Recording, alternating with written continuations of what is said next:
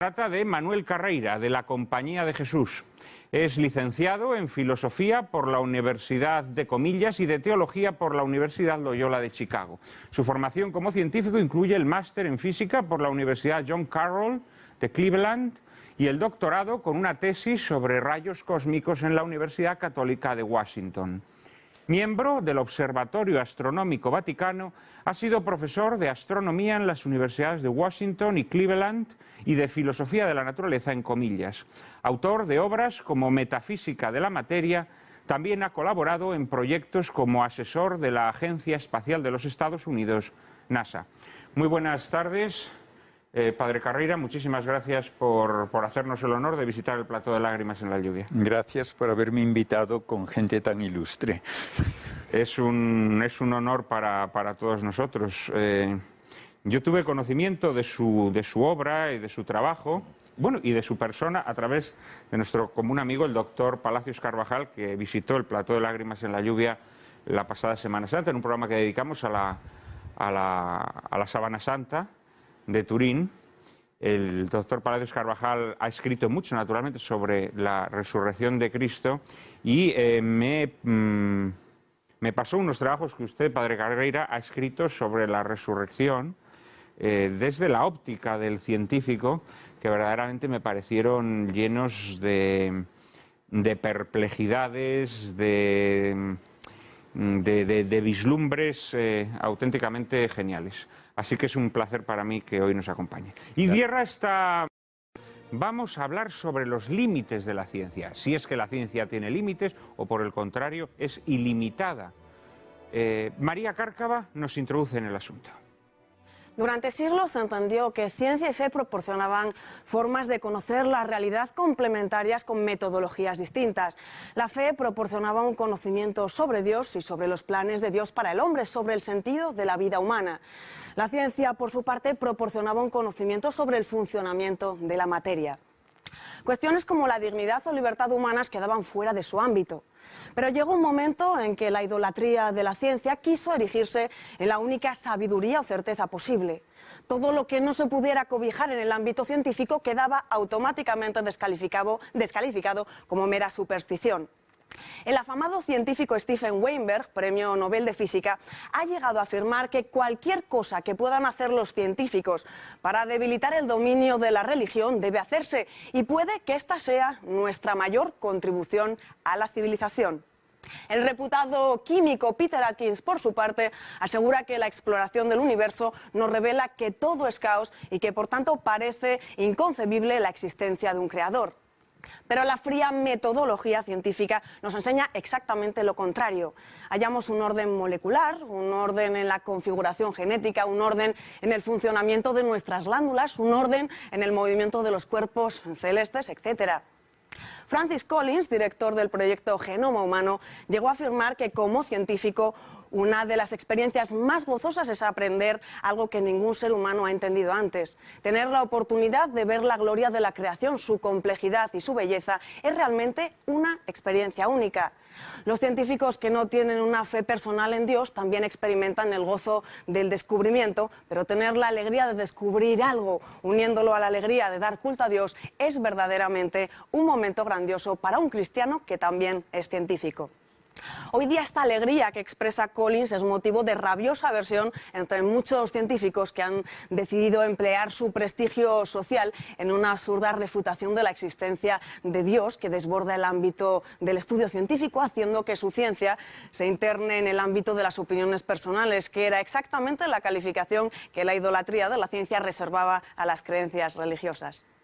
Esta tarde preguntamos a nuestros invitados, ¿posee la ciencia alguna sabiduría superior que le permita pontificar sobre el sentido o sinsentido de la vida humana? ¿Dónde se hallan los límites de la ciencia? ¿Puede dar la ciencia respuestas a todas las realidades que conforman nuestra vida? Padre Carreira, por alusiones, puesto que hemos hablado de fe y ciencia, y usted reúne en su persona al científico y al sacerdote, al hombre de ciencia y al hombre de Dios. Es muy llamativo, ¿no?, esta nueva corriente que se ha infiltrado en la ciencia, estos científicos que furiosamente quieren combatir la religión presentándola como una enemiga irreconciliable de la ciencia. ¿Ciencia y fe son irreconciliables? Me van a permitir que haga algo que yo quiero siempre hacer antes de discutir nada, y es definir términos. Si yo voy a un campus universitario y me dicen, mire, ese es el edificio de ciencias y ese es el edificio de humanidades, ¿qué espero que me van a enseñar en el edificio de ciencias? Espero que me enseñen física, química, astronomía, geología, biología. ¿Qué espero que me enseñen en el edificio de humanidades? Literatura, historia, sociología, arte. Todo esto indica ya que la palabra ciencia en nuestro ambiente intelectual actual ha perdido el significado general que tuvo durante siglos. Durante siglos, ciencia significaba todo conocimiento razonado. Y por tanto, la filosofía era ciencia, la teología era ciencia, la historia era ciencia, no era simplemente un catálogo de fechas y de nombres. Y esto ahora ha cambiado de tal manera que lo único que significa la palabra ciencia en el lenguaje ordinario académico es el estudio de la actividad de la materia. Solamente eso. Y tiene que ser una actividad que al menos en principio puede comprobarse con un experimento. Y todo experimento dará lugar a medidas que pueden utilizarse luego con un formalismo matemático para expresar cómo actúa la materia, predecir qué va a ocurrir si sé qué estado inicial tengo y qué leyes rigen ese aspecto de la materia, y también me permiten inferir cómo era la materia antes para dar lugar a lo que ahora observo. Pues bien, toda la ciencia moderna me dice que lo único que hace la materia es transformar a la materia mediante 4 interacciones o fuerzas que llamamos la gravitatoria y la electromagnética de largo alcance y la nuclear fuerte y la nuclear débil de muy corto alcance. Lo que no puede explicarse por esas 4 fuerzas no es debido a la materia. Así tajantemente hay que decirlo. Por lo tanto, como científico, si yo digo, por ejemplo, que una poesía se debe a la materia y no a un espíritu humano, tengo que decir cómo paso de una de estas fuerzas a la belleza de la poesía. Como eso no se puede hacer, todo lo que es arte, plástico, literario, musical, queda fuera del ámbito de la ciencia. Usted sabe que ahora hay científicos o pseudocientíficos, algunos así de pelo escarolao, divulgadores, ¿no?, que sí, que explican que se escribe una poesía o nos emocionamos con una poesía por reacciones químicas que se producen en nuestro organismo. Ningún científico dice que una reacción química o física produce información, contenido de ideas. Ninguno. Y si no, díganme quién lo dice. No, científicos no, pseudocientíficos bastantes. Pseudocientíficos los hay a montones. Ningún científico le aceptará a usted, por ejemplo, que yendo al laboratorio depende de que usted dé una orden a unos productos químicos sobre la mesa para que haya una reacción o no la haya. Nadie dirá eso jamás. Se dice que la materia tiene esas 4 maneras de producir efectos que siempre son solamente transformaciones del estado de la materia y que además esos efectos son algo que se debe a la naturaleza de las cosas. Si usted quiere decirlo de una manera muy elemental, las cosas hacen lo que hacen porque son lo que son. Y por eso podemos establecer lo que llamamos leyes de la naturaleza, que no se las impone nadie a la naturaleza, sino que es una expresión generalizada de un modo de proceder que se debe a lo que la naturaleza es. Ese sería el ámbito de la ciencia, lo ha identificado extraordinariamente, con rigor de entomólogo.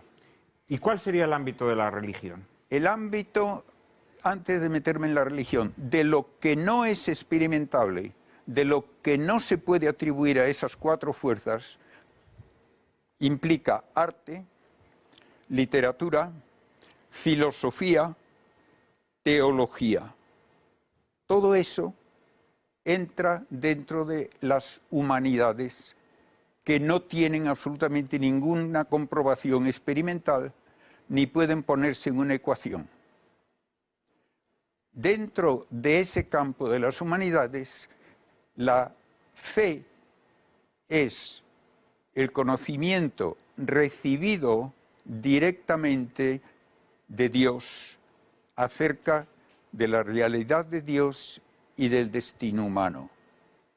Y la teología es el esfuerzo racional de entender los datos de esa revelación. De modo que hay que distinguir fe de teología.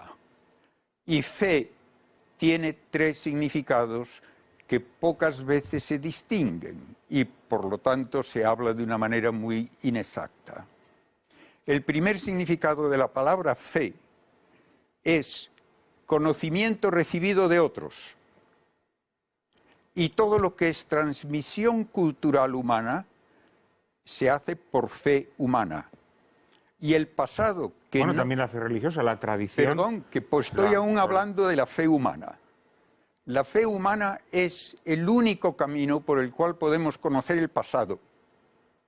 Y la fe humana es la que permite que nos ahora aprovechemos de todo lo que hizo la humanidad con los genios más valiosos a lo largo de su historia. Y por esta fe humana adquiero certeza en contra de mi experiencia y en cosas que no entiendo. Y doy un ejemplo. Por mi experiencia, yo diría que mi mano es sólida y esta silla también. Por la teoría atómica sé que no es así. Creo la teoría atómica, no creo a mi experiencia. La mecánica cuántica, nadie la pone en duda, está extremadamente bien comprobada, pero uno de los que más contribuyeron a ella, Richard Feynman, dice taxativamente: puedo afirmar sin miedo a que nadie me contradiga que no hay nadie en el mundo que entienda la mecánica cuántica, pero se acepta. De modo que la fe humana me da la mayor parte de mi conocimiento, me da certeza aun en contra de mi experiencia y en cosas que no entiendo. Pues bien, por fe humana debo saber si de hecho se ha dado una comunicación de verdades que vienen directamente de Dios. Y eso es el fundamento del cristianismo. El cristianismo no es una mitología, no es una filosofía, es el hecho histórico atestiguado por testigos dignos de fe, de que Cristo existió, de que demostró ser Dios con sus milagros y que se transmite la enseñanza infaliblemente porque Él prometió que haría lo necesario para que no se trastocase esa enseñanza, estableciendo una iglesia con una ayuda constante de un Espíritu Santo divino que la libra de error. Todo esto se basa en el testimonio de los apóstoles que dieron su vida por ese testimonio. De modo que tengo el mismo modo de conocer por el que en un juicio criminal se dice que una persona es culpable o no, por testigos dignos de fe. Una vez que tengo esto, entonces es de suponer que la revelación divina no va a ser para librarme a mí del trabajo de estudiar ciencia. No va a decirme nada de ciencia. Me dirá algo importantísimo, mucho más. ¿Cuál es la relación de mi existencia con Dios y cuál es mi destino eterno? Y eso, naturalmente, como no puede jamás someterse a una prueba de laboratorio, queda totalmente fuera del ámbito de la ciencia. Estábamos hablando, muy buenas tardes otra vez, estábamos hablando de los límites de la ciencia, de esa confrontación casi belicosa, podríamos decir, entre esa ciencia endiosada que ha decidido que la religión tiene que ser expulsada a los suburbios de las supersticiones y que nada tiene que decir sobre las realidades de la vida. Y naturalmente hay muchos científicos que se han sumado a esta tesis y otros naturalmente más cuerdos o menos soberbios que la combaten. Seguramente el padre Carreira de esto sabe mucho. Voy a mencionar que hay científicos que cumplen el dicho de que todo hombre es naturalmente filósofo y por tanto que no se limitan a hablar como científicos, unas veces correctamente, otras incorrectamente. Steven Weinberg, premio Nobel, al que se citó antes, tiene un libro que se titula Los 3 primeros minutos.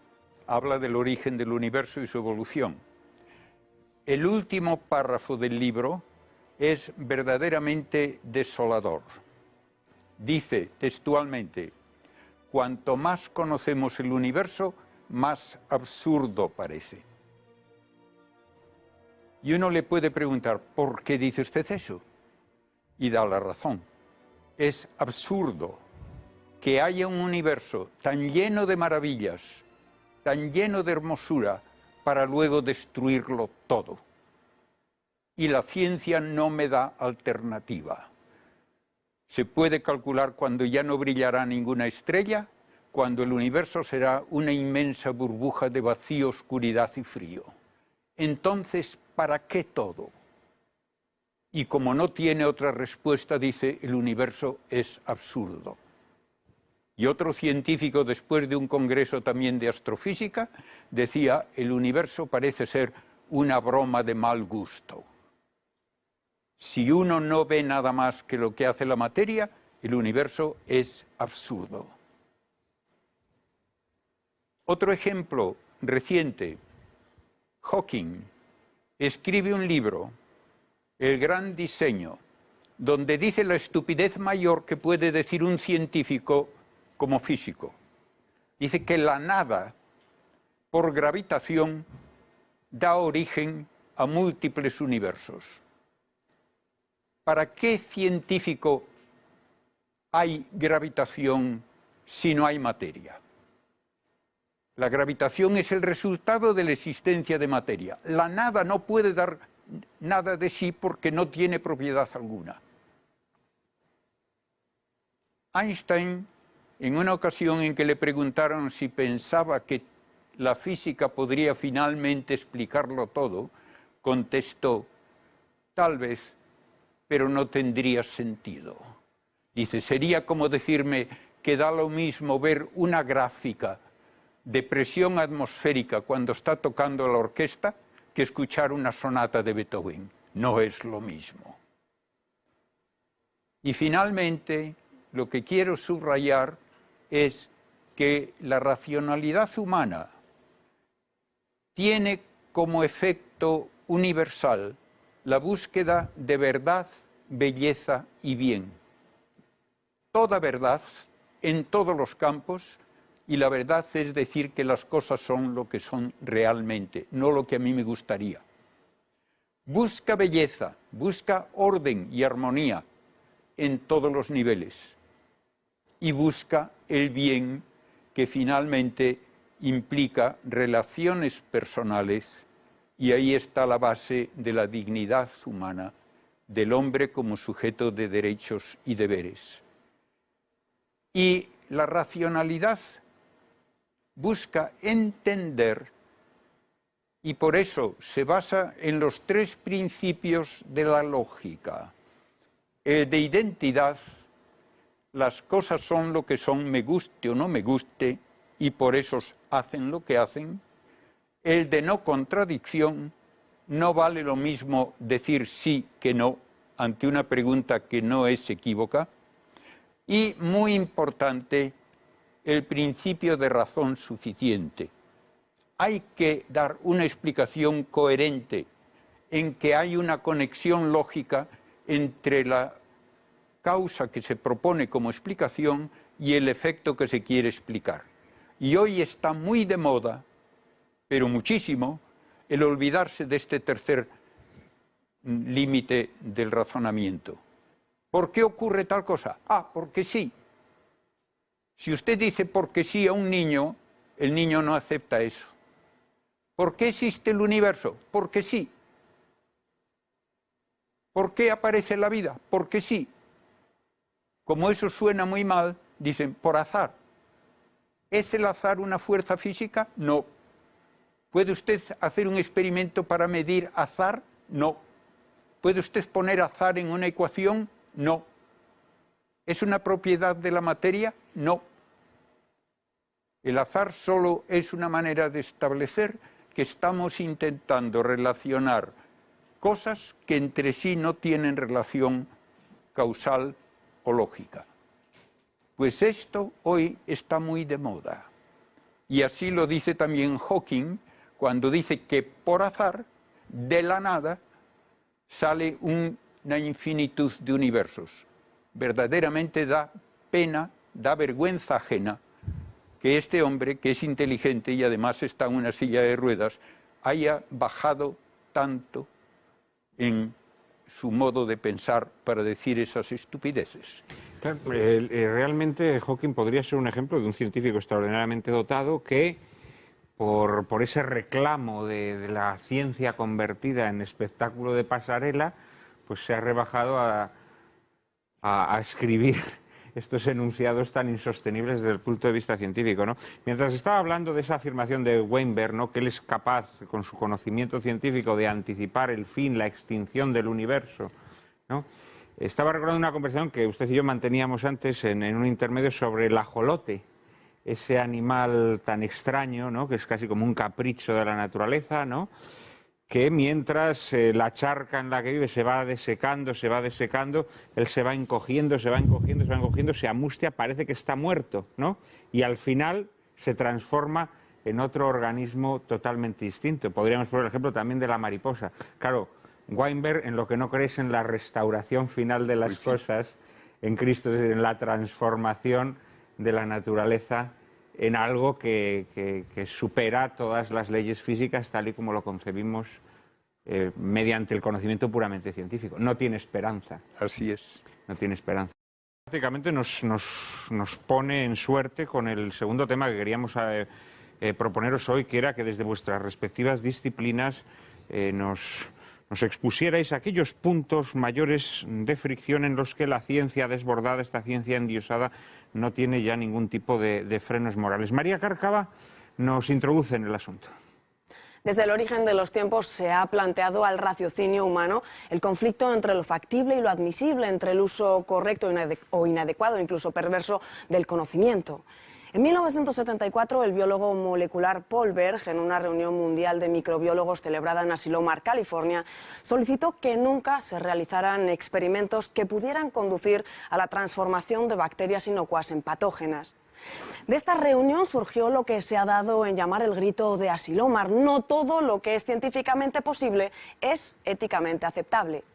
Pero el endiosamiento progresivo de una ciencia que no admite límites en su ámbito de estudio ha convertido aquel grito de Asilomar en papel mojado. Cada vez son más los científicos que consideran que conceptos como el de naturaleza o dignidad humanas deben ser reelaborados y restringidos en su vigencia a lo que establezcan los avances de la ciencia. Esta ruptura entre ciencia y moral ha afectado tanto a la metodología científica como a su fin último, que no es otro sino el bien del hombre. En nombre de la ciencia se han aprobado prácticas eugenésicas encubiertas, se han explotado abusivamente los recursos naturales, se ha procedido a la modificación genética de seres vivos, se han puesto en circulación fármacos que luego se han probado nocivos para la salud. Y aquí podríamos preguntarnos si esta nueva ciencia, que no reconoce frenos en su investigación, no disfraza el endiosamiento del científico, que en su búsqueda de dinero, honores, reconocimiento y aplauso social no vacila en justificar las prácticas más aberrantes. Diríase que la ciencia, empeñada en satisfacer una demanda creciente que le asigna un papel de oráculo o panacea universal en nuestra sociedad, hubiese empezado a pegarse topetazos contra una pared en la que no puede abrir brecha y, lejos de cejar en su loco empeño, estuviese dispuesta a descornarse hasta convertir su fracaso en una suerte de orgullosa demencia. Hoy contamos entre nosotros con invitados que desarrollan su investigación en los más diversos ámbitos de la investigación científica. ¿Cuáles son, a su juicio, aquellas cuestiones en que la disciplina científica que representan corre el riesgo de despeñarse en su incapacidad para detenerse ante aquello que es éticamente inaceptable? Padre Carreira, quizá en el ámbito de la astrofísica donde usted se mueve haya menos cuestiones que bordean el ámbito del desenfreno ético o moral, pero en cambio lo que sí hay es algo que María Cárcava también mencionaba en su introducción, que es esa ciencia degradada que se somete a los mecanismos pues, del sensacionalismo mediático, que se somete a los mecanismos del interés comercial, en definitiva la ciencia convertida en espectáculo, ¿no? Lo que usted dice de que en la astrofísica no vamos probablemente a impactar la vida personal de nadie. Yo decía a mis alumnos en Estados Unidos el primer día de clase que la astrofísica tenía la gloria de ser perfectamente inútil, y a ellos les extrañaba que eso lo dijese el profesor el primer día de clase. Y yo les decía, sí, como es perfectamente inútil desde el punto de vista materialista económico, la poesía. Pues muy bien. La astrofísica es la poesía de la ciencia. Dejémoslo así, la estudiamos porque es hermosa, porque nos responde además a el deseo que todos llevamos dentro de entender esa maravilla que es el cielo cuando lo vemos sin prejuicios. Hay el peligro, sí, de querer decir de una manera que es totalmente acientífica que lo que vemos es un universo de una infinitud de universos, porque se toma como base lógica algo que es totalmente absurdo, y es que todo aquello que matemáticamente puede ocurrir, tiene que ocurrir de hecho. Y yo veo esto mucho en las discusiones acerca de la vida fuera de la Tierra. Me preguntan, ¿es posible que haya otro planeta con vida inteligente? Según las leyes físicas, sí, es posible. Entonces es probable que lo haya, porque hay tantísimos astros por ahí, y si es probable, entonces lo hay. Y yo digo, bueno, pues vamos a hacer un experimento muy sencillo. Yo le digo, ¿es posible, según las leyes de la física, que si yo dejo caer este bolígrafo sobre la mesa, se quede sobre la puntita derecho? Sí, es posible, según las leyes de la física. ¿Es probable, aunque usted lo deje caer 1.000.000 de veces, que ocurra por lo menos una vez? No. ¿Es cierto que va a ocurrir? No, no y no. De modo que no me mezclen el posible con probable y con cierto. Y a veces esto se hace de una manera que es o bien inconsciente o muy conscientemente un deseo de rebajar la dignidad humana. Tiene que haber muchísimos sitios en el universo con vida inteligente, por lo tanto nosotros no somos nada especial. Eso es prácticamente el modo en que se arguye. No hemos sido elegidos por aquel que nos creó, porque también en este ámbito de la astrofísica yo percibo un gran interés en muchos científicos en demostrar la inexistencia de Dios, ¿no? Esto es una constante, yo diría sobre todo en las últimas décadas, ¿no? En el ámbito de la pues cuando se habla de la creación del universo, ¿no? Ese universo nacido de la nada, esa especie de vacío cósmico, ¿no? En el que de repente se crea el universo. Todo eso yo creo que también hay un interés ideológico de fondo, ¿no? Pero hay de todo. Por supuesto, Son por supuesto. físicos, son astrofísicos, no filósofos, no teólogos, los que han propuesto en los últimos 60 años el llamado principio antrópico, que es, por consideraciones físicas, se puede preguntar qué ocurriría si el estado más primitivo del universo en el Big Bang hubiese tenido una variación, por así decirlo, digna de mención, o en la cantidad de materia del universo, o en la fuerza de cada una de las 4 interacciones que rigen el proceder de la materia. Y una vez tras otra, cuando se hace ese cálculo, se dice, no podría existir vida inteligente.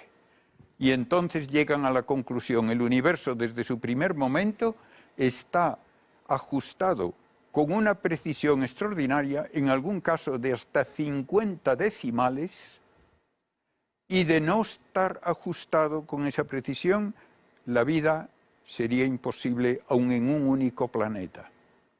Esto es algo que uno de los físicos de mayor prestigio del siglo XX, John Archibald Wheeler, pone en un artículo que yo he citado muchas veces, donde dice, hay 2 preguntas básicas.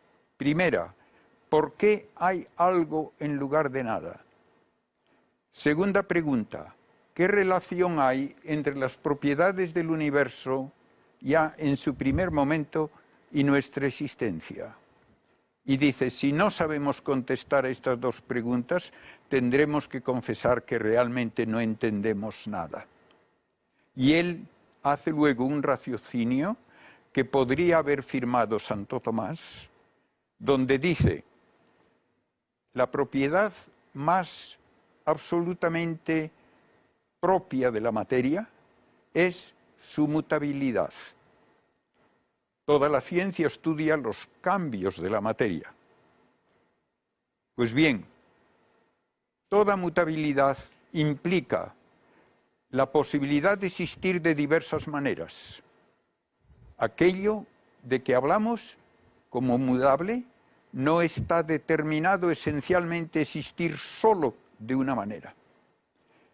Y luego añade, todo aquello que puede existir de diversas maneras tiene que ser ajustado extrínsecamente para que exista de una manera concreta y no de otra de las posibles. Tiene que haber alguien que lo haya ajustado. Y por tanto, el universo tuvo que ser ajustado ya en su primer momento, y ese ajuste tiene que tener un fin, y el fin que se descubre es ajustarlo para que pueda existir la vida humana. No nos importa hablar de otros universos, no nos importa hablar de otras humanidades. El universo cumple su destino cuando existe un planeta, que es la Tierra, por lo menos uno, donde se da la vida personal, inteligente, y con una última frase, si el Creador es inteligente y libre, tiene los atributos propios de la persona. Para una persona, la razón última de crear no puede ser que le gusta ver quemarse estrellas, ni que le gusta ver lagartijas corriendo por el suelo. Una persona solo puede satisfacerse con relaciones personales, y entonces el universo está hecho para que haya quienes pueden tener relaciones personales con el Creador personal.